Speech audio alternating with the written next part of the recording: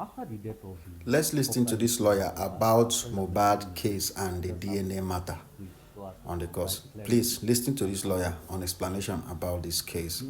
After the death of the popular late singer Mohbad, I'm sorry that mentioning his name. I just have to do it so as to provide clarity and context to the discussion.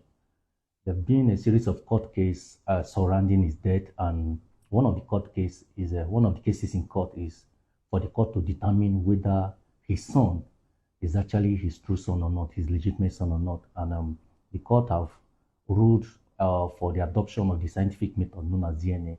Now, the purpose of this, the court trying to determine, or people trying to know if the boy is actually the son of the father, is to know if he's legitimately be assumed or be presumed to be his next of kin. Now, when he becomes the next of kin, that means every asset, every wealth, every estate of the father, the late father, will be bequeathed on him, on the son, as his next of kin, in accordance with the provisions of our law.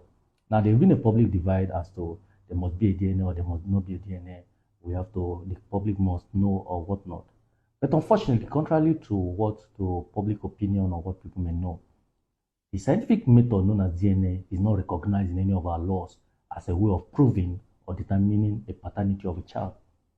In fact, there's nowhere in our laws that is provided that for you to determine the paternity of a child, DNA must be conducted. No. In fact, what is provided in our laws is that any child that is born at the course of a marriage or during the time that marriage is existing or subsisting is presumed to be the child of the man or to be the son or daughter of the father. Now, even when a marriage has been dissolved, if the child is born within 280 days, this is provided in section 165 of the Evidence Act, within 280 days after the marriage has been dissolved, that child will still be presumed to be fathered by the man or by the father. Now, the court have also noted the customary practice or some of the customs and traditions in Nigeria.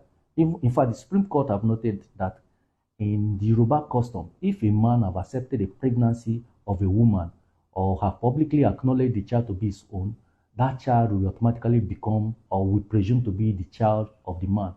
Now, if the man also allow the child to take his last name, if the man conducted the naming ceremony of the child, it doesn't matter if the boy or the daughter is a legitimate child of the man, he will be presumed, legally be presumed as the son or daughter of the man, and every right that follows a child, legitimate child, will be accorded to that child. Same thing goes with the Hausa Fulani custom, as the court have noted, that any child that is born at the course of a marriage, or any child that has been publicly be acknowledged by the man to be his child, or any child that has taken the last name of the man, will be presumed in law to be the child of the man. It doesn't matter if the DNA result says otherwise. Now, the Igbo custom takes a different approach to this, right? Now, what determines a paternity of a child in accordance to the Igbo custom is the payment of a bride price of the woman. Now, let's say if a man pays the bride price of the wife, every child that is born, whether out of wedlock or during the course of the marriage, will be presumed to be the child of the man. Now, a child that is born out of wedlock or a child that the father is yet to pay the bride price of the mother will be presumed to be fatherless. That is the provisions of the Igbo custom as has been noted by the court. Now, these are the things that determine the paternity of a child and not DNA. DNA is only foreign to our laws. In fact, DNA in court is treated as a secondary source of evidence. The primary sources is what has been noted by the court. First thing first, was the child born at the course of the marriage? Secondly, has the man publicly acknowledged the child to be his own? Thirdly, did the man allow the child to take his last name? As for the Igbo custom, has the man paid the bride price of the wife or the woman? If the man has paid the bride price of the woman, then every child that is born, either be it out of wedlock or during the marriage, will be presumed to be fathered by the man.